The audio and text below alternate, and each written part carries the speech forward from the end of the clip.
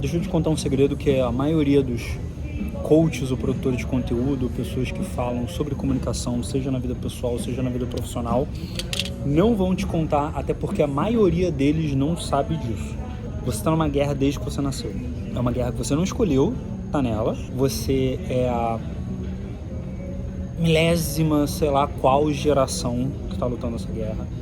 Essa é uma guerra da humanidade, tá? Uma guerra que está se perpetuando desde a história da humanidade, desde o primeiro momento que a gente começou a contar histórias, o que foi uma troca muito importante que a gente fez.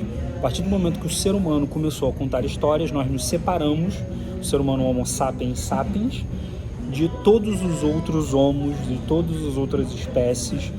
Nós já éramos, entre aspas, a espécie mais inteligente do planeta. Quando nós começamos a contar histórias, nós viramos a espécie mais perigosa do planeta e nós destruímos o Neandertal, o homem Neandertal, e incapaz de fazer guerras com os outros hominídeos, começávamos a entrar nessa guerra que é dessa aqui que eu estou falando com você.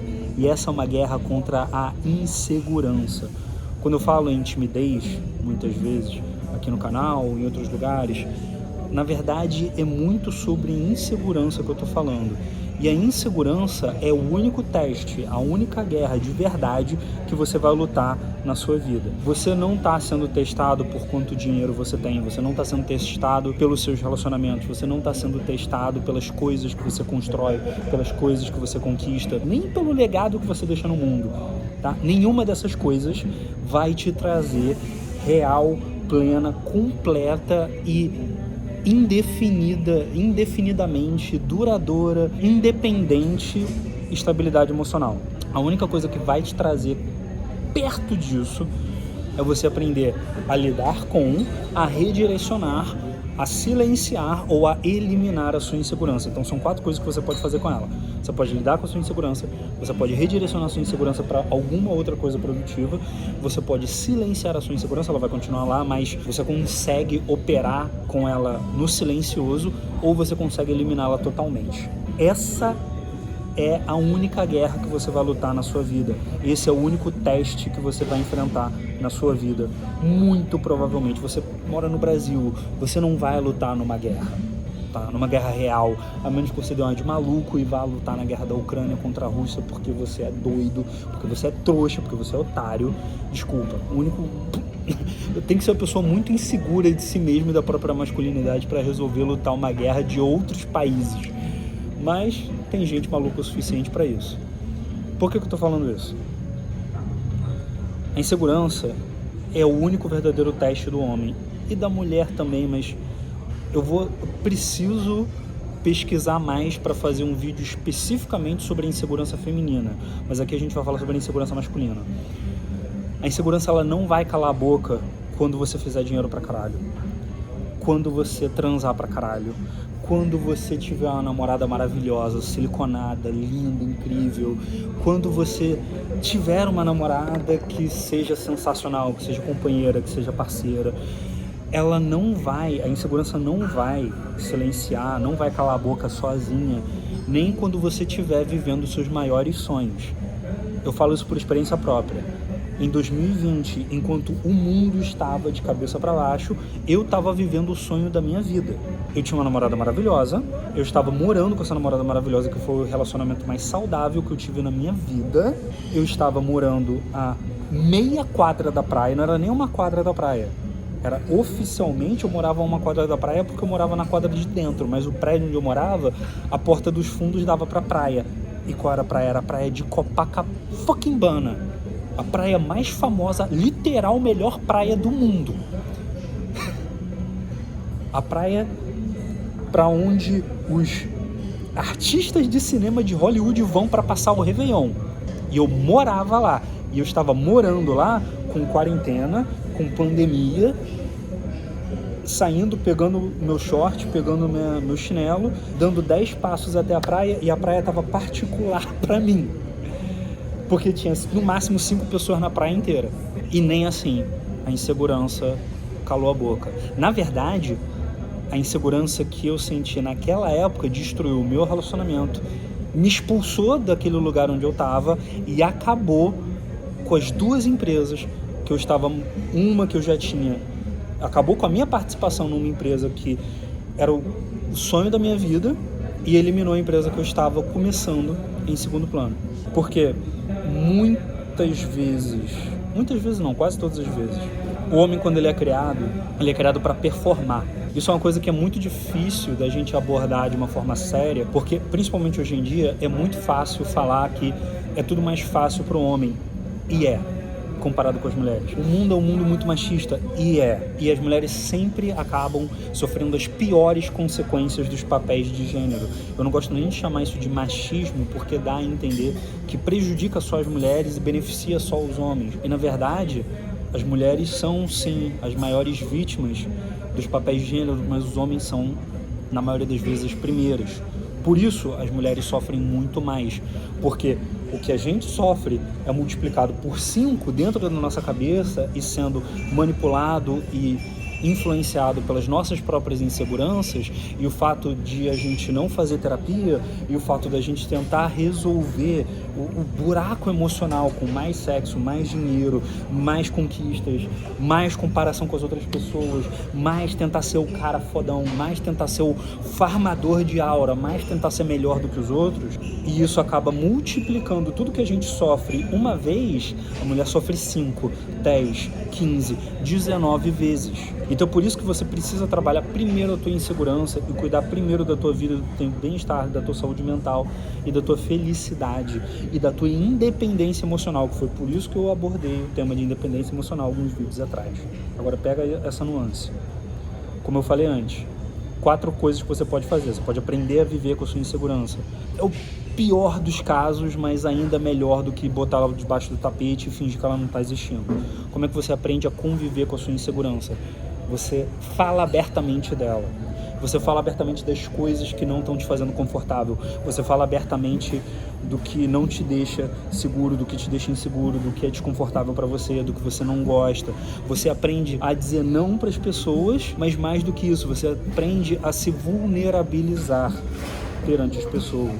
Segunda opção, você pode redirecionar essa insegurança. Você gasta mais energia desse jeito, mas sinceramente, eu ainda acho melhor do que você simplesmente aprender a conviver com a insegurança sem fazer nada teoricamente a respeito. Por quê? Redirecionar a sua insegurança, você vai gastar muita energia, vai. Mas como que você vai gastar a sua energia?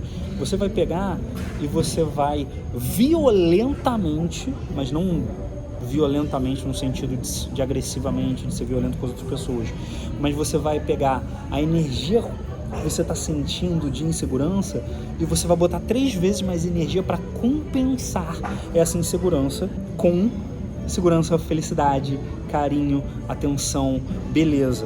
O que acontece muitas vezes? Muitas pessoas, muitos homens principalmente, tentam compensar a insegurança deles com status, com autopromoção, com olha como eu sou foda. Um jeito muito mais inteligente de você compensar essa insegurança é você compensar com admiração pelo mundo. Olha como o mundo é foda, olha como isso daqui que eu tô vivendo é foda, olha como isso daqui que tá acontecendo é foda, olha como você é foda, olha como você é incrível, olha como as coisas são incríveis. E você, gastando muita energia em sorrir para as pessoas, em fazer o dia das pessoas melhor, em fazer um trabalho que seja pelo bem das pessoas, em fazer trabalho voluntário, fazer um trabalho excelente, mesmo que seja o seu trabalho, que seja a sua profissão, colocar atenção nessas coisas e compensar desse jeito é um redirecionamento da sua insegurança que vai te trazer mais qualidade de vida, mais carinho das outras pessoas, vai te trazer um retorno financeiro legal e vai trazer certas benesses, certos benefícios que simplesmente lidar com a sua insegurança não vai te trazer. Mas esse ainda não é o melhor jeito. Ainda tem um jeito melhor, que é você aprender a silenciar a sua insegurança. E isso você consegue através da respiração, da meditação, do ato de simplesmente desligar a caralha dessa tela aqui, através da qual você está me vendo de vez em quando, e sentar com os seus pensamentos.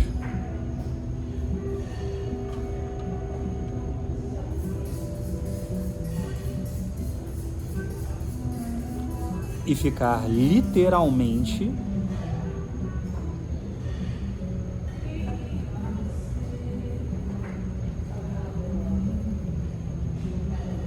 em paz e confortável dentro da sua pele. Esse é o terceiro jeito, aprender a silenciar a sua insegurança. E é muito treino, é muita prática para fazer isso. Só que o melhor jeito de todos, para você eliminar de uma vez por todas a insegurança, e quando você elimina ela, só para deixar claro, não é uma luta que você vai lutar uma vez e acabou, é que nem um câncer. Ele volta se você não se cuidar, ele volta se você voltar a fumar, ele volta se você voltar a ter hábitos ruins, tá? É igualzinho o câncer, você tem remissão, beleza? Mas o melhor jeito de você eliminar, de você vencer o câncer da insegurança, é uma soma desses 3 métodos com mais uma coisa, que é você aprender a colocar em palavras e entender profundamente a verdade dos motivos da sua insegurança. Para mim foi um estupro que eu sofri aos 4 anos de idade. E quando minha mãe descobriu e foi à delegacia para acusar a babá que tinha me estuprado, o delegado riu na cara dela, riu na minha cara e falou: se esse menino não tivesse gostado, é aí que você deveria ficar preocupado, porque isso quer dizer que ele é viado. E aí olha para toda a minha adolescência, todo o início da minha vida adulta, toda a minha carreira que eu construí, ajudando homens a se livrar da timidez, e toda a carreira que eu construí, literalmente sendo pago para levar homens para balada, para chegarem mulheres e conversar com elas. Você acha que isso não foi uma reação a essa insegurança, a esse medo e a esse trauma de achar que eu não era digno de nenhuma forma de amor de nenhuma mulher e que eu era apenas um objeto para elas?